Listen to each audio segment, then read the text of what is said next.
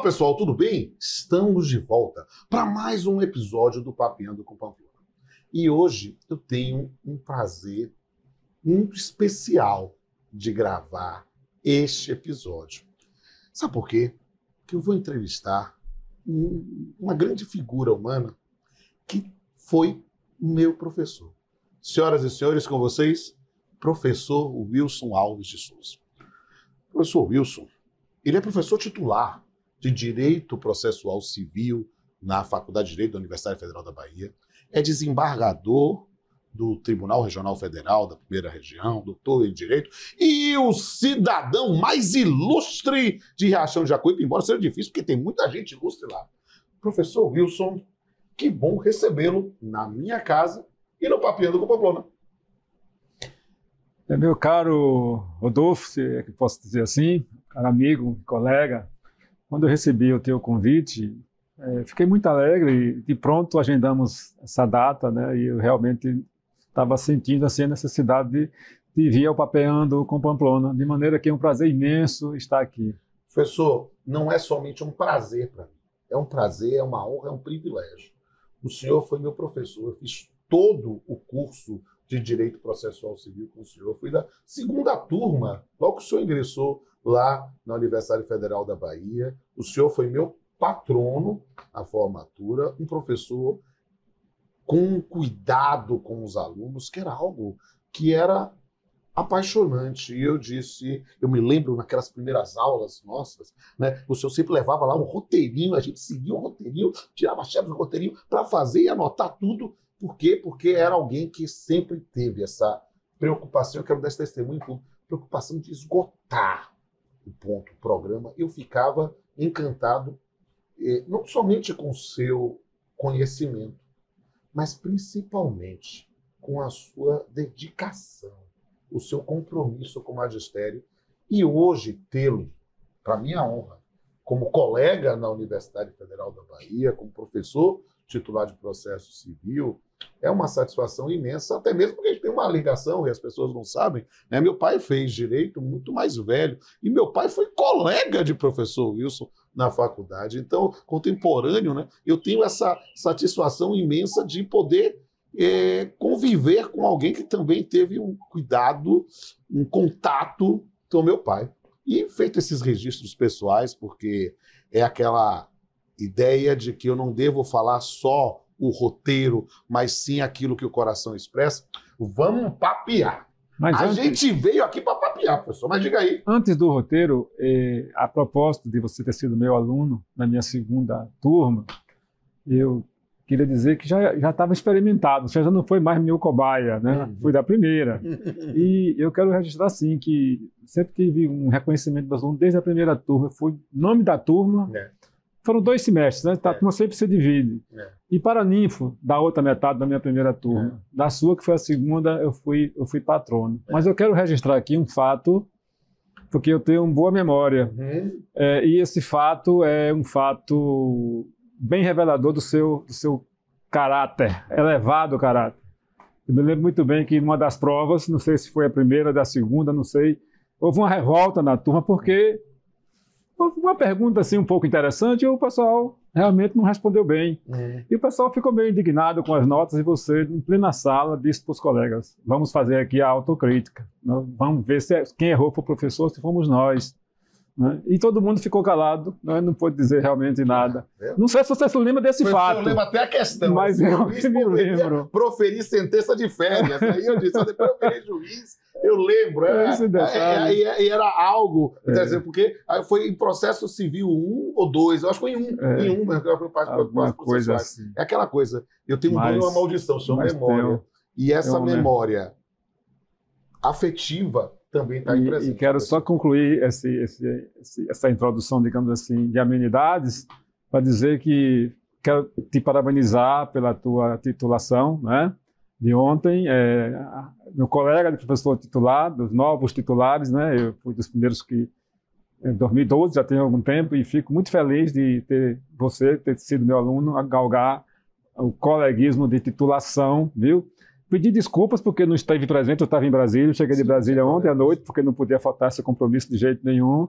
E de coração mesmo, eu te parabenizo, que Deus te proteja, te eleve cada vez mais. Ter sido professor de alunos como você, na minha perspectiva, é um engrandecimento pessoal. Viu? E eu fico muito honrado. Precisa dizer o pessoal, gente. É porque a gente grava o Papeando com muita antecedência. Hoje, essa gravação aqui, ela faz parte das nossas comemorações dos 134 anos da Faculdade de Direito da Universidade Federal da Bahia, que é a primeira faculdade da República, né? Nós somos o terceiro curso de Direito criado no país, criado em 1891, né? E nesses 134 anos, foi a primeira da República, a gravação desse episódio do Papeando faz parte disso.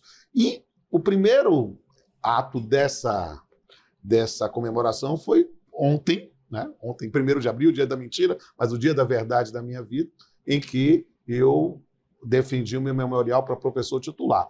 Mas quando você estiver vendo esse vídeo, já vai ter passado algum tempo. Espero que a gente já esteja trabalhando firme e forte, né, na condição. Mas vamos papear, professor. Vamos, mas eu quero aqui bater papo com eu quero só registrar, já que estamos papeando, também ainda a proposta dessas amenidades, que esses fatos todos estão fazendo agora 35 anos. Eu estou completando 35 anos de magistério. Em janeiro último comemoramos 35 anos. E quero registrar também que foi o mesmo concurso da professora Nilza Reis, que está aqui presente. É, gente, ele já está dando spoiler. O próximo episódio entrar no ar é da professora Nilza Reis, também na comemoração. Então estamos em comemoração. Viu? Mas, gente, vamos lá. Eu gosto tanto, professor Nilson, que a gente fica aqui literalmente batendo papo. Só que a gente vai falar sobre um tema importantíssimo, porque a lógica do Papeando é trabalhar temas que são relevantes para o direito com profundidade e leveza. E sempre trazendo uma visão poética, e nesse sentido, para que a gente possa trabalhar a sensibilidade das pessoas sobre isso. E o tema, esse é um tema muito sensível, gente. A gente vai falar de acesso à justiça. É um tema que tem sido objeto das preocupações de professor Wilson, no seu grupo de pesquisa, e trabalhado esse tema. E aí a gente vai agora discutir a nossa dogmática. E a pergunta que eu quero começar é, óbvio, eu tenho que começar pelo começo. O que é que se entende conceitualmente por acesso à justiça? Antes de eu falar do tema, eu queria dizer que eu acho que fui muito feliz quando eu escolhi esse tema para trabalhar. Comecei a trabalhar esse tema em 2006, Sim. quando fiz meu pós-doutorado na Universidade de Coimbra, meu trabalho de investigação lá. E a partir daí, quando eu voltei à universidade, na pós-graduação já, criei o grupo de pesquisa, Acesso à Justiça, que é o meu grupo de pesquisa, e com um lado pragmático também, né? Porque eu também sou juiz há 35 anos também, é o mesmo período, só um mês depois, faculdade de janeiro e justiça em fevereiro de 1990. Então, acho que fui feliz quando escolhi esse tema, porque é um tema, primeiro, que eu sou um pouco pragmático também, né? Relacionado com a minha atividade profissional. Sim. Extremamente relacionado, porque é a própria ideia de justiça, né? Juiz, justiça, então, por essas e outras aqui na vida acadêmica, eu me sinto feliz em ter escolhido esse tema. Tá? E eu diria que acesso à justiça tem várias conotações. Né? Eu vou dizer aqui uma delas, já que estamos papeando, só para que vocês percebam, né, essa ideia, né, vamos chamar isso de ideia, mencionando aqui um episódio que aconteceu com um neto meu. Né? Ele hoje tem 16 anos, na época ele tinha 5 a 6 anos no máximo, e a gente ia de carro, eu ia dirigindo, eu, a minha nora, a mãe dele, ele vinha no banco de trás, cinto de segurança, aquele banquinho de criança, e eu estava dirigindo, o banco ficava atrás. Né? E eu procurei me ajeitar para me acomodar o máximo possível, puxei minha cadeira para trás, apertou um pouco ali o joelho dele e tal, e ele reclamou. Né? Ele reclamou e eu vi que a reclamação dele era um pouco infundada. Né? Mas ele continuou reclamando. O nome dele é Arthur. Eu digo, não, Arthur, está tudo bem aqui e tal, seu avô precisa se acomodar. E ele insistindo, reclamando, até que a mãe disse, Arthur, está bem para você aí, seu avô está dirigindo, não atrapalhe. E foi essa discussão o tempo inteiro, e a mãe dele perdeu a paciência, ele continuava reclamando, falou para ele assim, Arthur, assunto encerrado, o banco vai ficar dessa maneira, seu avô precisa dirigir, e fim de papo. E ele, mas isso não é justo, minha mãe. Então, assim, a ideia de justiça é uma ideia que está assim em todos nós, sim, porque o direito é algo que está envolvido em nossas vidas desde antes da gente nascer, e a gente morre e fica com os problemas ligados a nós mesmos. Sim. Direito das sucessões, sim, por exemplo, não é? E assim a vida humana, e é inerente à vida humana, por conta da liberdade humana, os conflitos, não é?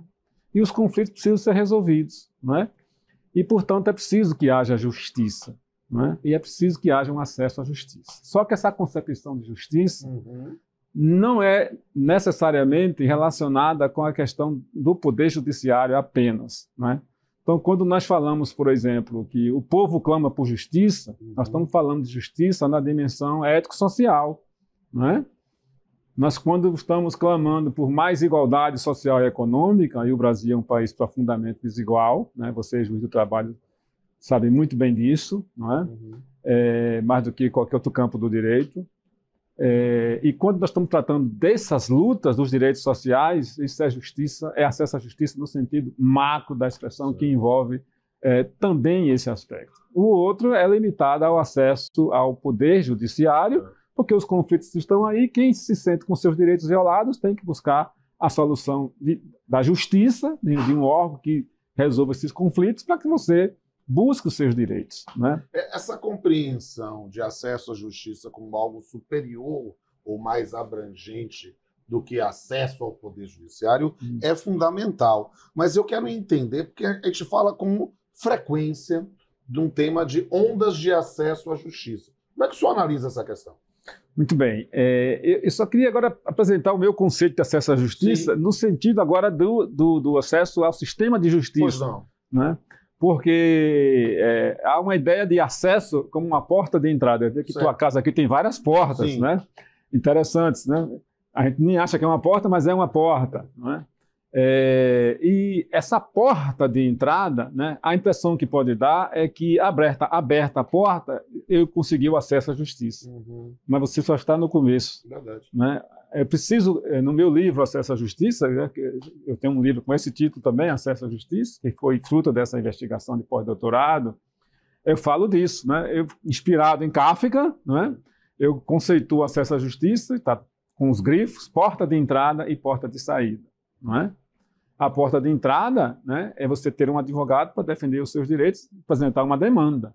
Mas até o final do processo, que vai pela garantia do direito de defesa, pela garantia de você ter um juiz imparcial, um juiz independente, o direito à prova, o contraditório, né, uma decisão que seja equânime, de justa, de equânime, fundamentada, direito pelo menos a um recurso.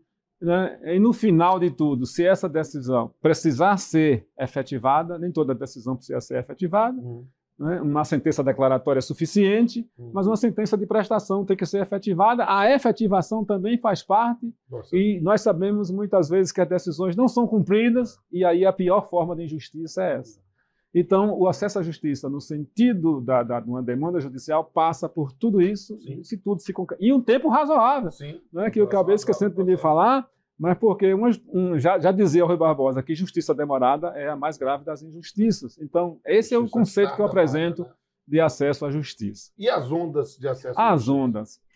Bom, o que é que são ondas? Ondas são movimentos, né? Eu não gosto muito de trabalhar com esse conceito, não, tá? Porque eu acho que todos esses conceitos, inclusive essa ordem, primeira onda, segunda onda, está tudo misturado, está tudo envolvido, não é? Então, quando se fala a primeira onda, por exemplo, né, a questão de uma garantia de acesso à justiça aos pobres, não é quando se falou nisso, se começou a falar nessa questão. O que pode ter ocorrido é um aprofundamento desse problema, as preocupações, por exemplo, do ponto de vista do nosso país, com a instituição e efetivação de defensorias públicas. Por que isso? Porque havia estados no Brasil, como o estado de São Paulo, que é o estado mais rico, que não havia defensoria pública. É verdade. Quem defendia os pobres no estado de São Paulo era a Procuradoria do Estado. Quando eu fiz meu trabalho de pós-doutorado, em 2006, está lá mencionado, São Paulo não tinha defensoria pública, a União não tinha defensoria pública. Eu me lembro muito bem que nós fizemos um convênio com a Secretaria do Estado de Justiça para que os defensores públicos do Estado trabalhassem lá na Justiça Federal, porque não havia defensoria da União. né? Então, havia um atraso muito grande no país em relação a isso. Isso se ampliou muito, talvez fruto desses movimentos, não é? Mas a questão não está encerrada, não é? Esse direito para a população pobre, né? Sim. A mais vulnerável, não é suficiente, não é? E aí eu me lembro de uma menção de Capelletti, num dos seus livros sobre direito e ideologia, Sim. ele citando Cícero no Senado romano, Sim. né? E a frase é interessante e continua atual. A porta da justiça está fechada para os pobres, não é? Em grande medida, continua fechada para muita gente pobre, porque nem todos têm acesso à justiça, infelizmente. Eu estou falando aqui a porta de entrada. Sim. Então, esse é um dos grandes problemas que nos aflige, não é? Porque falamos de direitos sociais como direito à saúde, Sim. não é? Mas também o direito social a um defensor público, não é? Eu, por exemplo, não creio num sistema de justiça de jus postulante para as pessoas, se as pessoas muitas vezes não sabem nem ler e escrever. Eu costumo dizer, precisam por de causa defensor. da minha condição de juiz do trabalho, que jus postulante é como uma automedicação. Você está com dor de cabeça, toma um comprimido, pode passar, mas pode tomar esse comprimido, ter um choque anafilático, um edema de glote e morrer. Então, muitas vezes direitos morrem por uma falta de um acompanhamento técnico. E a compreensão de que o jus postulante pessoal das partes ela efetivo acesso à justiça é um mito. Na verdade, é uma grande lenda e que é preciso aprender a superá-la. Eu sou até um pouco mais intransigente com isso. Chega a dizer que isso é uma mistificação, Sim. não é? E um perigo. O que essas pessoas precisam é de um defensor. Sim. E digo mais, às vezes uma direito... defesa técnica. Uma defesa técnica. Às vezes um direito que para muitos é nada, para aquele ali é muito. Tem até a vida dele. Para ficar no nosso campo de atividade, que é semelhante ao seu, na área federal, o direito previdenciário é a vida da pessoa. Eu costumo dizer, a sobrevivência dela. Na condição de ser o ex-aluno e duplamente colega como professor e como magistrado, que a compreensão do processo é preciso, às vezes, ter uma visão ampla o suficiente para entender que o processo parece um jogo. Ele tem regras, ele tem prazos, ele tem players, né? Mas ele não é um jogo. Ali está o patrimônio, as esperanças, no processo penal, a liberdade de alguém. Então, a gente não deve anestesiar a nossa capacidade de se indignar na condição de magistrado e tratar o nosso jurisdicionado como um número, como mais um, como uma meta a ser cumprida. Não, é preciso entender justamente essa ideia de outorga da prestação jurisdicional como uma missão a ser cumprida no mérito e não simplesmente como uma resposta processual. Verdade. Goldsmith era mais radical, ele dizia que o processo é uma guerra. Né? Calamandrei usa a expressão que você usou aí, processo como um jogo, mais ameno, né? Mas as frases que eles apresentam têm um certo sentido. Veja bem, não estou contestando o que você está dizendo. Tem um certo sentido. O que eles querem dizer com isso? Eles querem dizer que o direito material, né, nem sempre é realizado com a devida correção. O que eles querem dizer é o seguinte: se um lado, por exemplo, está fragilizado, porque está advogando em causa própria, deram a ele o juiz postulando, ele não conhece para onde é que o direito vai, ele pode perder uma causa por conta justamente desse mau conhecimento. E mesmo quando você tem um advogado de um lado, outro advogado do outro, isso pode ter uma grande influência no processo. Né? E o magistrado também tem os seus limites, né? Sim, claro. De atuação, não é? Então, claro que o juiz pode fazer justiça, né? Mesmo quando uma parte tem uma defesa técnica mais fraca do que outra, não é? Mas ele tem limites para isso, não é? Sim. Então, é nesse sentido que a gente quer voltar à questão de que o cidadão pobre tem direito a uma defensoria pública eficiente para tentar uma igualdade, uma paridade de armas dentro do processo. Isso é fundamental, até para que o juiz possa trabalhar com mais tranquilidade. Sim, é isso que estou querendo dizer. Não é? Eu queria entender um pouco agora, numa perspectiva mais ampla, o tema do acesso à justiça, na perspectiva do direito internacional. Como é que é tratado o tema do acesso à justiça no plano internacional? Bom, no plano internacional, nós temos a questão dos tratados internacionais de direitos humanos, porque, para mim, o acesso à justiça é um direito fundamental, não é? É um direito fundamental, que eu diria, é o mais fundamental dos direitos fundamentais, porque não adianta ter direito fundamental sem esse direito fundamental quando os outros são violados, né? E está dentro do contexto dos próprios direitos humanos, né? Então, dentro dessa questão, entra a regulação dos direitos humanos no plano internacional. Então, por exemplo, as cortes regionais, por exemplo, no nosso caso, a Corte Interamericana dos Direitos Humanos, não é? Tem mecanismos, né, de queixas contra o seu próprio país, inclusive por demora no acesso à justiça. Na Europa, a Corte Europeia dos Direitos Humanos, inclusive, era muito procurada, não é? Muito acionada por cidadãos europeus que promovem demandas de indenização contra seus próprios países por demora do acesso à justiça. Curiosamente, aqui na América, esse fenômeno eu não vejo tanto quanto lá. Países como Portugal, Grécia, Itália, Espanha, são países muito, muito acionados na Corte Europeia de Direitos Humanos por demora da solução dos casos que são apresentados. Na América, nem tanto. Eu fico assim a perguntar se o cidadão brasileiro tomasse conhecimento disso, eu acho que a Corte Interamericana ia ficar sobrecarregada de processo. Inclusive no plano do direito previdenciário, do trabalho também. Sim, claro. Tem um caso lá, inclusive, na Justiça do Trabalho, aquele caso das queimadas, Santa Mãe de Jesus. Esse caso está lá. Uma grande repercussão. Então, é interessante, só para concluir, como a questão local pode ser buscada no plano internacional, né, pela particularidade da demora da prestação de serviço de justiça. Para essa primeira parte da nossa entrevista, eu queria, porque nós estamos com uma plateia que está ansiosa para bater um papo também com o senhor, e eu queria que o senhor expusesse aqui para a gente quais são os seus principais referenciais teóricos sobre o tema dessa justiça, pensando em quem quiser aprofundar mais sobre o tema. Muita gente. Mas assim, eu vou selecionar aqui 2 autores. Sim, claro. Coincidentemente, são 2 italianos. Na verdade, daquela dupla, né? Capelletti, que já citei aqui, e Gatt, que tem aquele livro clássico, aquela obra clássica, né, fruto do projeto de Florença, e um que trabalha também, é italiano também, que trabalha o tema sobre uma outra ótica, mas um outro nome temático, mas que no fundo está ligado diretamente com a questão do acesso à justiça, que é a ideia do garantismo, né, do garantismo, que é Ferrajoli. Né? Esses 2 referenciais, para mim, para economizar, eu estaria como pontos. Os 2 primeiros textos para começar a aprofundar esse tema. E a gente vai aprofundar ainda mais, porque tem uma plateia que está doida para fazer pergunta para o senhor. Vamos lá. Daqui a pouco a gente volta. Professor, como disciplinar a questão das despesas processuais, como emolumentos, taxas, honorários e custas, sem violar o acesso à justiça? Lucas, essa é uma questão interessante, né? Eu tenho um ponto de vista pessoal sobre isso. No que toca às custas judiciárias, elas deveriam ser, em princípio, gratuitas. Sim. Mas depois eu reformulei esse ponto de vista, eu acho que deve ser cobrado, né, proporcionalmente de que pode pagar. Né? Imagina uma grande empresa, né, e um pobre. Né? Não seria justo. Né? Então, deve ter um equilíbrio, né, mínimo possível, né, e que essas taxas não sejam tão caras assim para que as pessoas de classe média e baixa e classe pobre deve ser isento.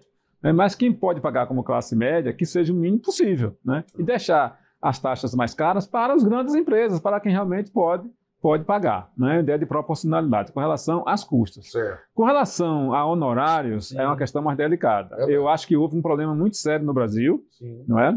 Com essa solução que foi dada no novo Código de Processo Civil, de que os honorários são da parte do advogado, não é? Você contrata um advogado, você paga pelo serviço dele, tá?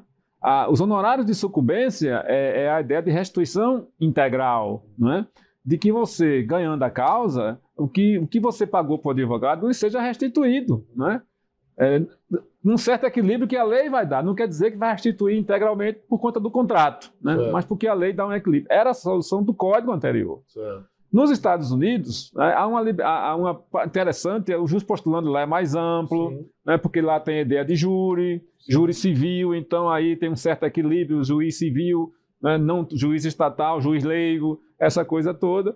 Mas, em grande medida, lá, quem contratar advogado, cada um paga o seu. Entendi. Então, a solução que o atual Código deu foi um atraso, foi pior do que o Código anterior. Né? Então, isso é um problema sério, inclusive dificulta o acesso à justiça. Certo. Porque as pessoas vão pensar 1000 vezes se vale a pena um processo. Aí isso se chama de demanda reprimida. Você tem um conflito e você prefere sofrer com aquele conflito.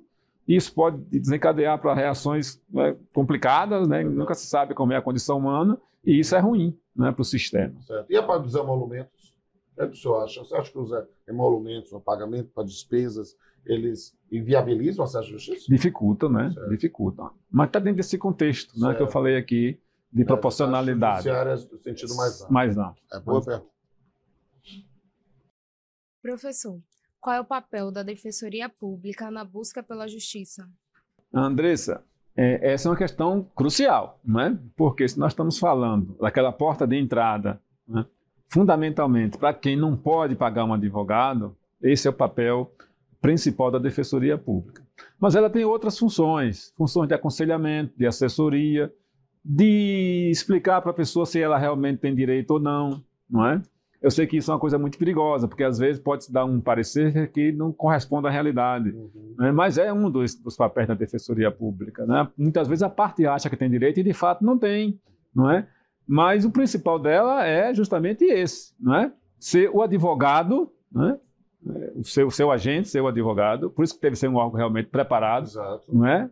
O concurso público está aí para isso, exigir qualidade, remunerar bem. Não é? Eu acho assim que o Estado cuida muito da parte repressiva. Sim. Por exemplo, a estrutura do Ministério Público, de um modo geral, é muito mais forte do que a da Defensoria Pública. Mas é importante mencionar, viu, Andresa, que o Ministério Público, né, ele já tinha um papel muito grande, mas a Defensoria ganhou uma visibilidade muito grande a partir da Emenda Constitucional 45, né? A ideia de autonomia, porque, como o professor Wilson colocou na parte da entrevista, havia vários estados que nem tinham Defensoria.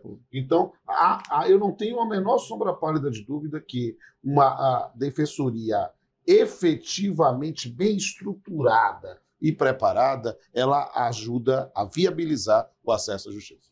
Agora, a desigualdade, Andressa, no país é tão profunda, não é? Que o direito de acesso à justiça via Defensoria Pública não é suficiente. É aquilo que eu falei. Por isso que a porta da justiça, o discurso de Cícero, lá no Senado Romano, continua atual, né, em nosso país, infelizmente. É preciso não somente abrir essa porta, é preciso arrombar essa porta. Agora, tudo tem uma explicação também, não é? Eu costumo dizer o seguinte, o problema da profunda desigualdade social e econômica nossa. Nós somos um dos países mais desiguais do mundo. Né? Isso gera conflito.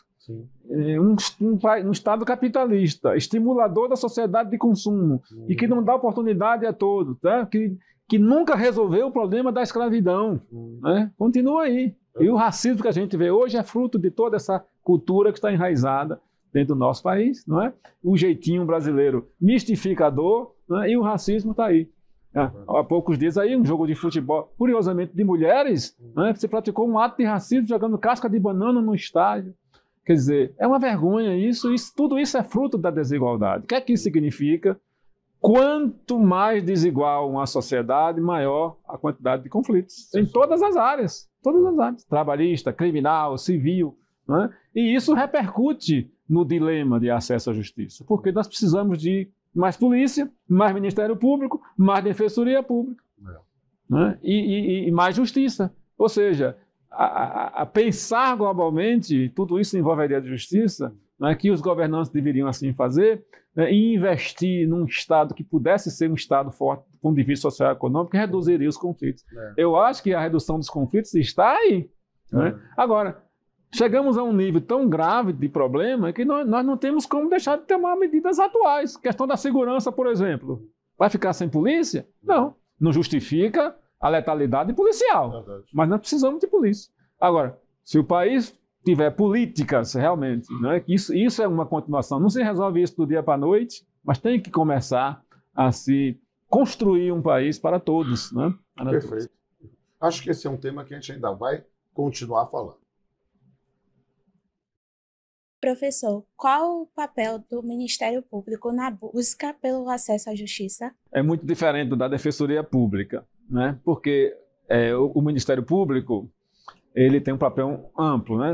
A gente analisa sobre duas óticas fundamentalmente, a ótica penal, né? E a ótica não penal. Aí chama civil, lato sensu, inclusive a trabalhista. Tem o Ministério Público do Trabalho também, né? O senhor fui procurador do trabalho, fui também. Então, tem essas vertentes todas. Nessa vertente civil, né, entra aí um Ministério Público com uma forte atuação, inclusive na questão da tutela dos direitos coletivos, né? Mas os direitos coletivos são coletivos, pode beneficiar a todos, não só os vulneráveis. Tem casos que são ligados aos vulneráveis, né? Então, há essa proteção, mas são órgãos bem diferentes. Agora, eu queria chamar a atenção para uma questão interessante, que é o papel do Ministério Público. Eu sou agora juiz criminal, né, no tribunal, estou numa turma criminal, né? Na sua função repressiva, porque os presídios brasileiros estão cheios de pretos e de pobres, né? Qualquer investigação que você faça vai perceber isso. A maioria é de pessoas negras, né, e pobres, né? Então, eu acho que o Ministério Público, na sua função de órgão repressivo, deveria atuar com um pouco de mais cuidado na investigação para que não faça acusações contra pessoas que eles saibam que não são culpadas, que são inocentes, que não tem base para uma denúncia, ou que ajudem a se fazer uma investigação. Porque esses órgãos não estão ali só para acusar, estão para investigar e investigar bem. Então, isso é um papel importante também.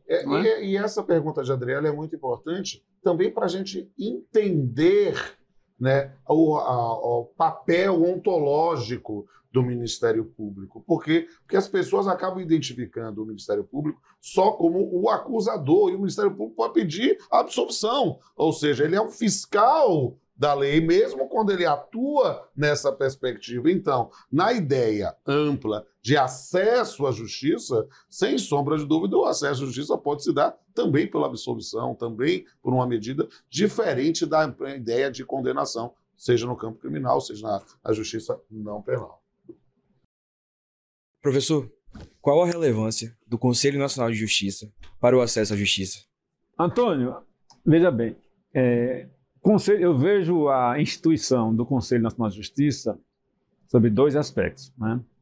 Primeiro, vejo positivamente, tá? Particularmente no que se refere aos tribunais de segundo grau. E eu sou juiz de tribunal de segundo grau hoje, né?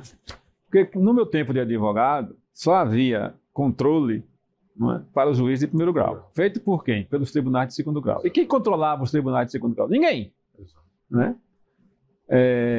Não havia a STJ, o TST acho que já havia, né? Sim, mas já havia, mas não havia o STJ e tal. Então, Supremo é o Supremo e os tribunais de segundo grau é algo sem controle. O CNJ veio para isso. Discurso de controle externo da magistratura. Exatamente, veio para isso e eu vejo isso como algo importante. Sim, claro. Não é? Para a sociedade, né? Sim. Não temos que olhar para o nosso umbigo, olhar para os interesses da sociedade. Certo. E para a sociedade isso foi positivo. Sim. Agora, qual é a minha visão crítica sobre o STJ? Né? Acho que ele falha em medidas que deveriam ser adotadas, por exemplo, a questão do processo eletrônico. Sim. Eu acho que devíamos ter um só processo eletrônico e não cada tribunal ter o seu. Qual é o melhor? Isso aqui é interessantíssimo, sabe por quê? A gente já fez um episódio aqui sobre o processo judicial eletrônico com o ministro Cláudio Brandão, e é uma das coisas que a gente precisa aprender, inclusive, a desmistificar. A gente pensa que o PJ é unificado, e não é, definitivamente não é. O PJE do TRT da Quinta Região, que é o que eu aplico, não é o PJE de outro TRT. Então a gente tem que fazer adaptações, e isso é algo que gera uma falsa impressão de um processo unificado que não existe. Tem um tribunal que tem o EPROC, né? Exato. Então, assim, qual é o melhor? O que é que um pode contribuir para que haja um sistema único? E isso facilita o acesso à justiça. Sim, claro. Não é? Então, para os advogados, né? Imagine para o cidadão comum. Exato. Então, se você tem um sistema único, né, controlado por quem? Pelo Conselho Nacional de Justiça. A outra questão também é que, às vezes, o Conselho Nacional de Justiça adota medidas que são medidas de controle judicial. E aí é um problema sério. A sua função é de administração, de controle administrativo, mas não judicial. Exato. Não que uma decisão judicial não possa repercutir na vida administrativa. Claro. Se um juiz vender uma sentença, ele vai responder na vida administrativa. E criminalmente também. Exatamente. Mas a decisão dele que tem que controlar é a própria jurisdição. Exatamente. Lembre que contra dessa sentença que o juiz praticou, proferiu por corrupção, cabe uma ação rescisória. Exatamente. Se não tiver ação rescisória, essa praga fica. Exatamente. Não é? Não é isso, não é papel aí do CNJ. Exato. Isso é seu papel administrativo. Acaba tendo um superdimensionamento da atuação do CNJ. Teve alguns casos em que a gente viu o STJ controlar decisões judiciais. CNJ. Isso realmente não pode. Exato. Nenhum órgão, nem as corregedorias também dos tribunais. Né? A jurisdição é quem corrige a jurisdição quanto aos atos jurisdicionais. Se esse ato jurisdicional tem uma repercussão administrativa, aí vai entrar para se procurar que solução vai dar a questão administrativa. Se é para punir o magistrado, ele vai responder um processo, mas a decisão jurisdicional só a jurisdição pode controlar. Perfeito. Aí eu vejo alguns problemas nessa questão. Olá, professor. Meu nome é Natália e eu gostaria de saber o que a informatização dos processos contribuiu ou obstaculizou o acesso à justiça. Natália, esse é uma das chamadas ondas, né? Talvez acho que é a última onda até agora, né? Do acesso à justiça. É um caminho sem volta, não é? Processo eletrônico, sua informatização, eu vejo como algo positivo, tá? Porque as demandas aumentaram, não é? Há uma certa crise aí nesse sentido e esse problema realmente, não digo que será resolvido, mas é um tema que precisa realmente ser implementado com o máximo de eficiência possível. Eu sou do tempo ainda que proferi muitos despachos à mão e algumas sentenças à mão. Eu também, professor. Então, isso hoje não se cogita mais, né? Então, é algo realmente muito importante e eu até queria aproveitar que está dentro desse contexto para falar de algo muito mais sério, que é o problema da inteligência artificial no sistema de justiça. Eu vejo isso com muita preocupação, não é? Vejo essa questão do julgamento, da decisão. Temos que tirar aí o máximo possível de importância para que seja realmente algo útil. Por exemplo, você buscar precedentes, né? Informações, dados, essas coisas que possam colaborar com a decisão, não é? Mas a questão central aí é quem vai realmente decidir. Isso. Então, a decisão judicial, em caso de um conflito, e existem casos e casos, né, com certeza, não é? Por exemplo, uma execução fiscal é um processo que tem uma conotação, não é? Agora, imagine um processo trabalhista de um caso dramático, um processo previdenciário ou um caso criminal, muitas vezes dificílimo e dramático, não é? Como é que eu vou entregar isso a um robô, não é? Que muitas vezes está ali com dados impregnados de preconceitos, de vieses que são distorções, essa coisa toda, não é? Disse-á que o ser humano também pode cometer seus erros, pode, não é? Mas é preferível que ele erre por si só do que ele errar por via da máquina, sendo que a máquina, na verdade, não erra, porque a máquina precisa ser alimentada por alguém. Não é? Então, essas distorções, esses vieses que estão ali na solução de uma IA, no fundo, é também uma distorção humana. Né? Então, eu costumo dizer que se sentença é sentimento, eu não consigo ver sentimento na máquina. Não é? Então, eu continuo achando, aí eu vou ficar um pouquinho no atraso de que a decisão judicial, principalmente nos casos dramáticos e difíceis, né, deve ser entregue ao ser humano. Eu acho que toda a responsabilidade Exatamente. tem que ser sempre do ser humano. Pode se valer de algum tipo de mecanismo, mas para que ele, ser humano, é que assuma a decisão final, ele que deve sentir a aplicação da justiça. Exatamente. E, professor, a gente tem que chegar ao final. Eu quero dizer que, como no começo falei, é uma honra, um prazer, é um privilégio entrevistar o senhor. O senhor foi meu professor, é professor de gerações, é hoje meu colega como professor da universidade, na condição de professor titular de processo civil.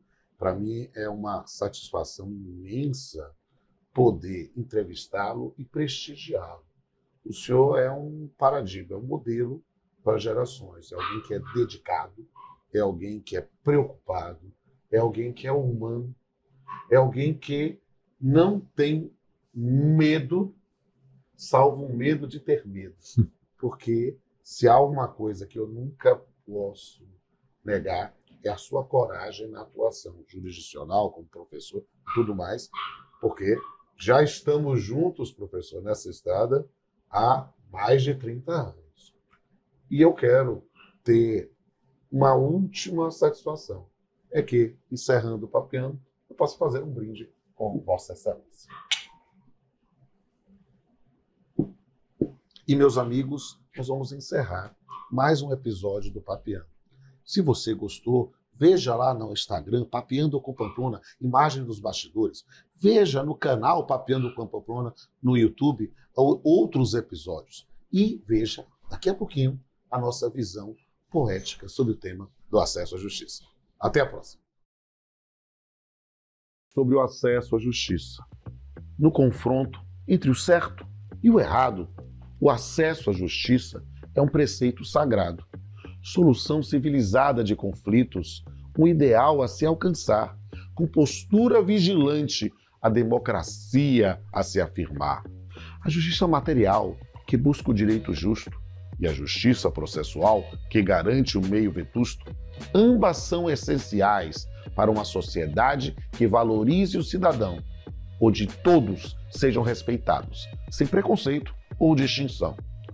As ondas de acesso à justiça vão além das fronteiras, chegando a todos os cantos onde a verdade é altaneira. Da primeira onda que buscou a justiça formal, às ondas subsequentes que lutam pela justiça substancial. Hoje, a justiça é um direito de todos e todas, de forma impessoal, independente de raça, gênero, classe ou condição social. O acesso à justiça é um direito fundamental que deve ser garantido para garantir uma sociedade justa e igual. Até a próxima.